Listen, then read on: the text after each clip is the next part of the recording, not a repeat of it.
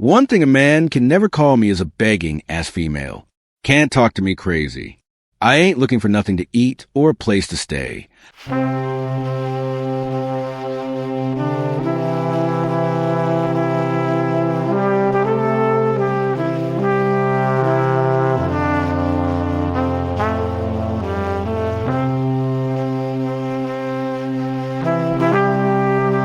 'Shreveport police are investigating a shooting that killed one person and injured another early Saturday morning. 40-year-old Corinthian Shepard was pronounced dead at that scene. The other male victim was taken to the hospital. Shreveport police arrested Richard Williams. There he is there in connection with the incident and charged him with second-degree homicide for the murder of Shepard. The death was the 19th homicide in Shreveport in 2025. For a total of 24 in Caddo Parish overall. These were some of the last words Corinthian Shepard posted on Facebook. A strong woman declaring her independence. A mother of four finally choosing herself over a toxic marriage. 7:09 a.m. That's the exact moment Corinthian Shepard was pronounced dead on July 5th, 2025. What should have been another ordinary Friday morning on Windermere Drive in Shreveport, Louisiana, became the scene of the city's 19th homicide of the year. A 40-year-old mother of four, gunshot wound to the chest, found inside her own home. Her husband, Richard Williams, discovered outside with a bullet to his head, barely alive. 2 gunshots.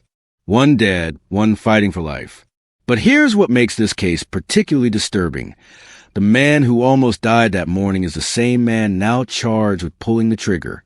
Welcome to our channel, where we explore the darkest corners of human behavior.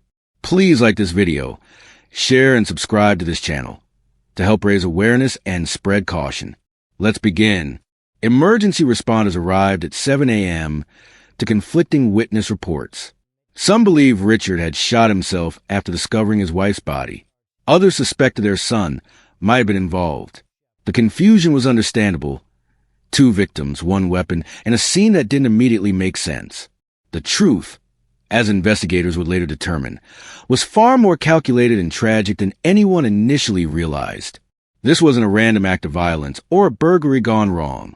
This was intimate partner violence taken to its most deadly conclusion. Corinthian worked at Louisiana State University in Shreveport and was a graduate of Southern University. A woman building a life, raising 4 children, trying to do right by her family. But the man she trusted most had become the greatest threat to her survival. This isn't just another domestic violence case that made headlines for a few days. This is the story of a woman who made the decision to leave an abusive marriage and paid for that decision with her life.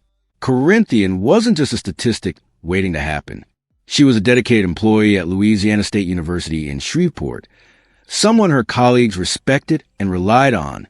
When people talk about her now, they use words like dependable, kind, and always willing to help.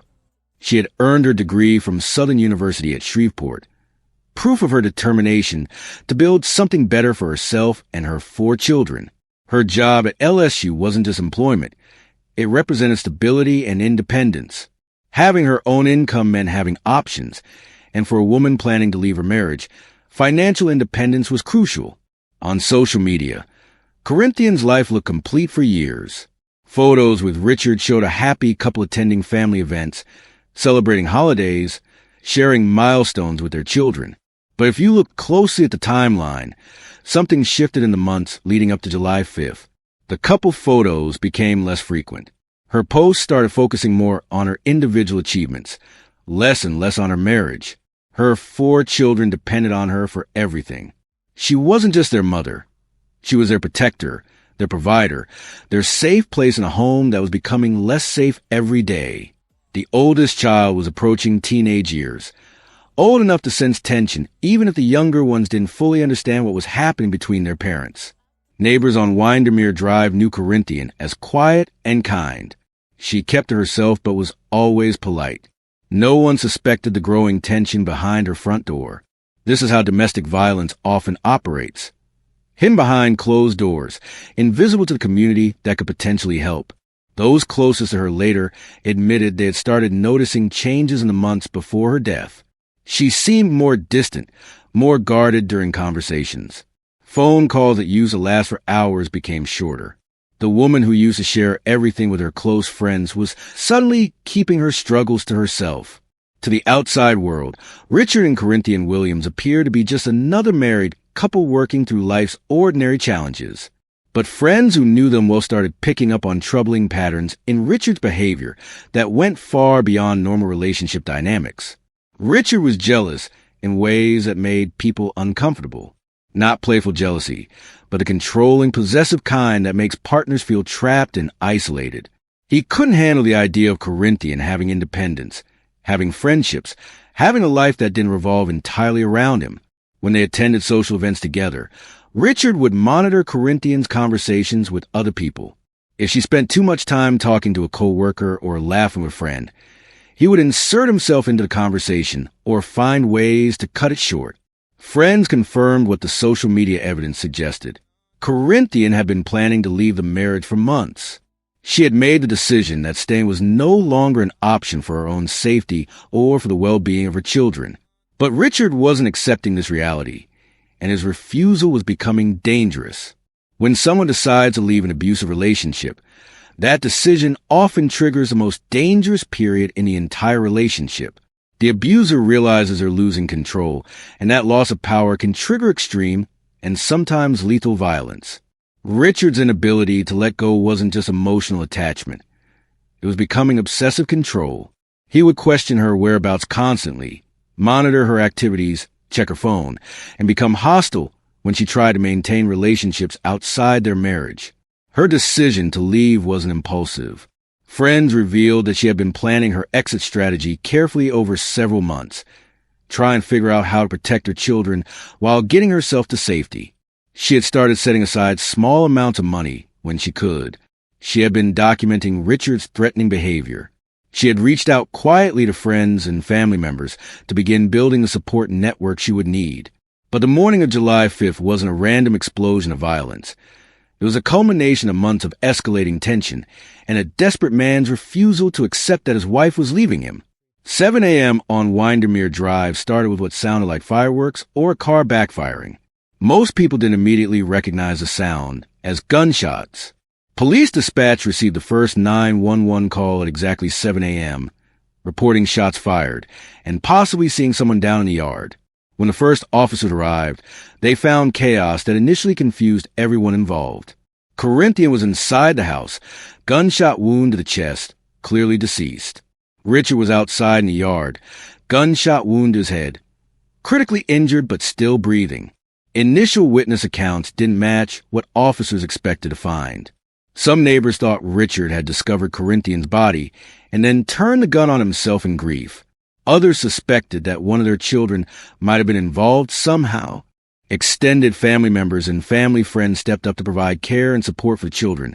But nothing can truly replace what they lost when Corinthian died. The stability she had worked so hard to provide was destroyed in a single morning of violence. Richard Williams survived a suicide attempt and was charged with second-degree homicide. As he recovered in the hospital under police guard, the reality of his actions became clear. The man who couldn't accept his wife leaving him now faces decades in prison, separated from his children forever. The case sparked important conversations about domestic violence prevention and recognition within the Shreveport community. Local organizations use Corinthian's story to educate others about warning signs of abusive relationships and available resources.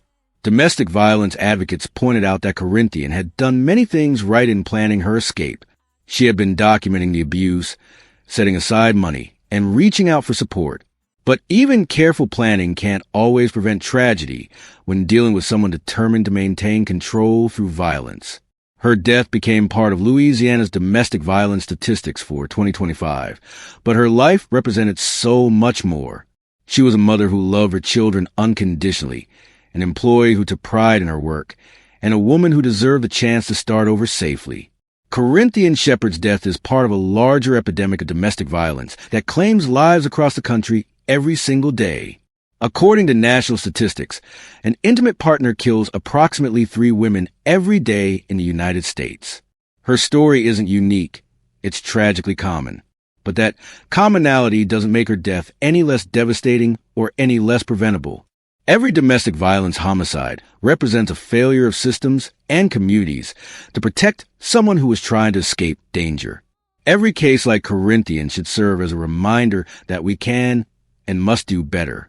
The warning signs were there in her relationship with Richard. The escalation pattern was predictable to anyone trained to recognize it.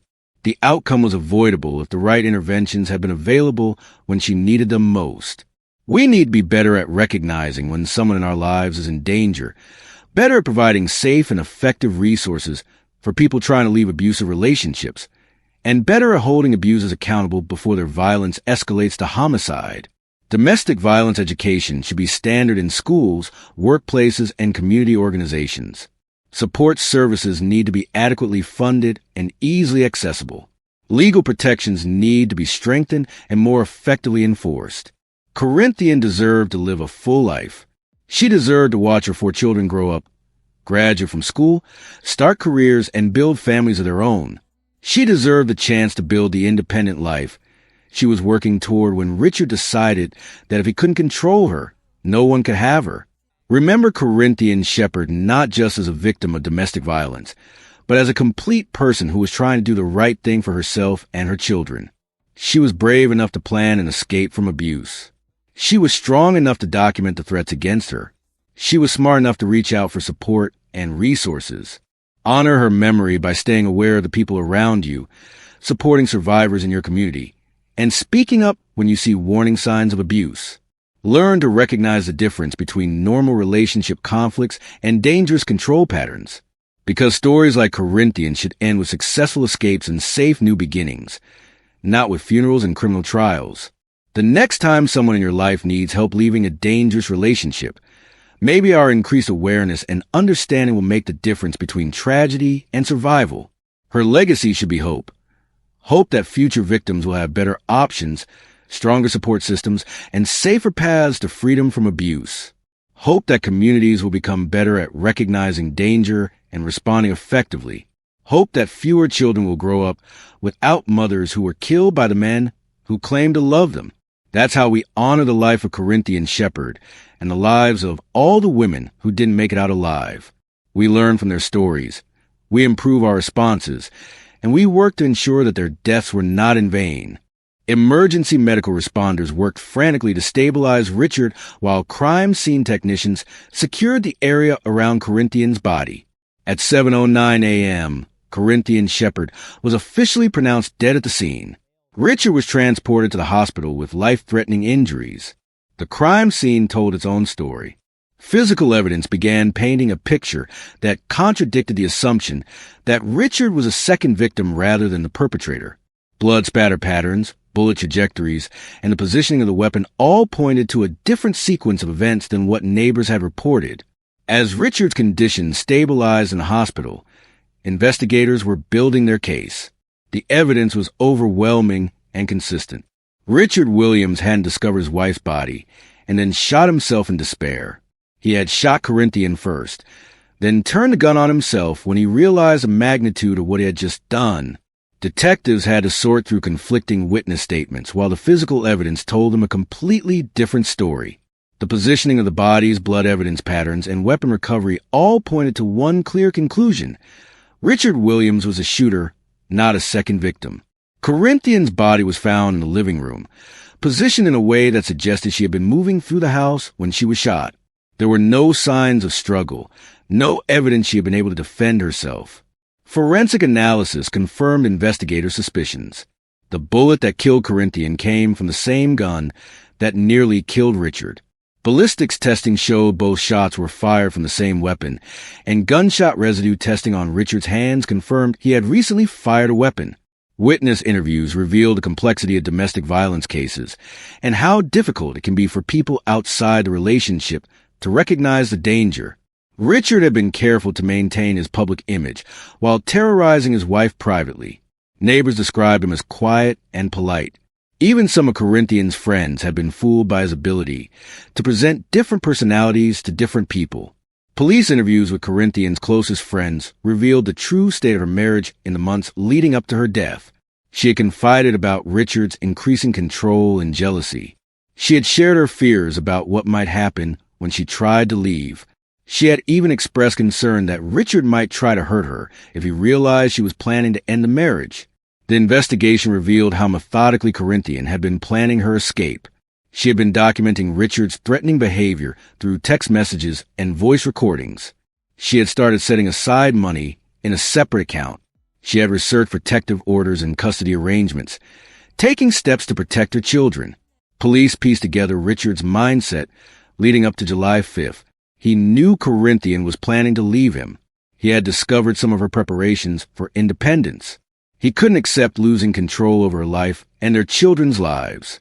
Rather than face divorce proceedings and custody arrangements, Richard chose to ensure that if he couldn't have complete control over Corinthian, no one could.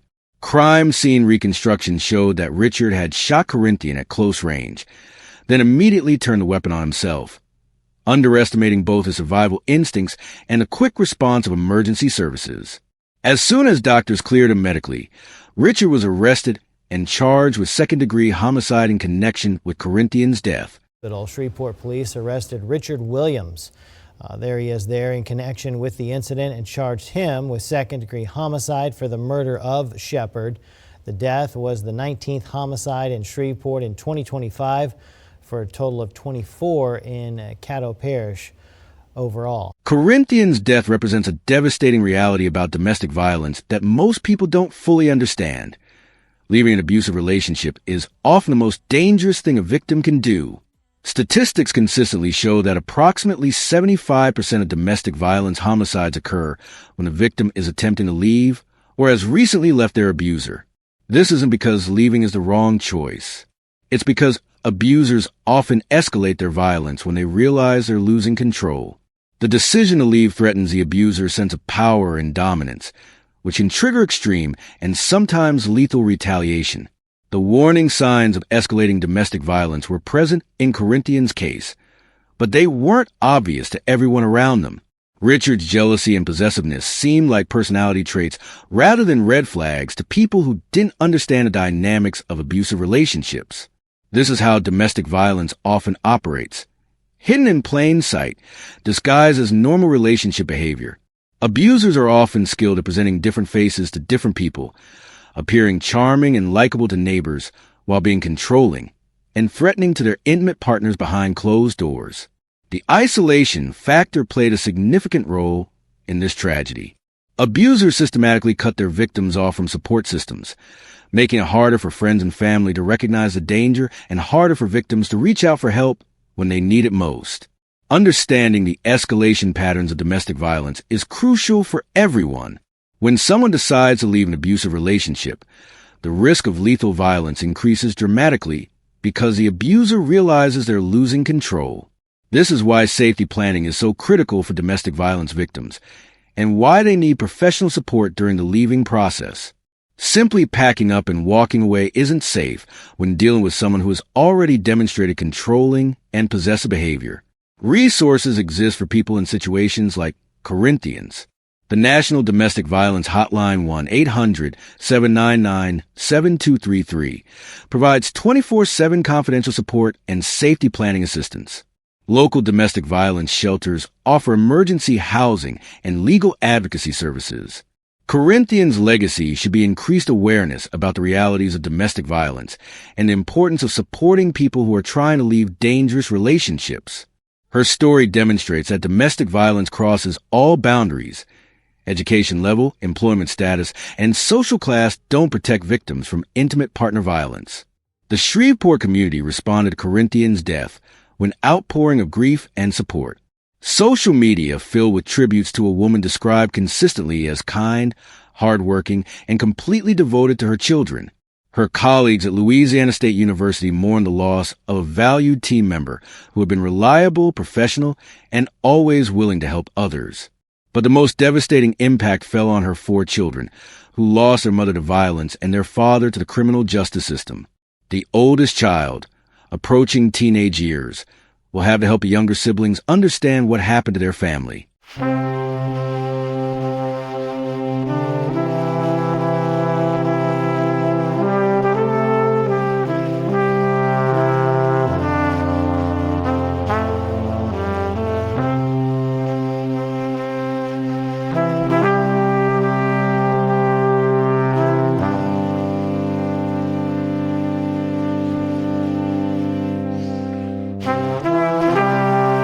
They'll all have to process the trauma of losing their mother while dealing with the knowledge that their father was responsible for her death.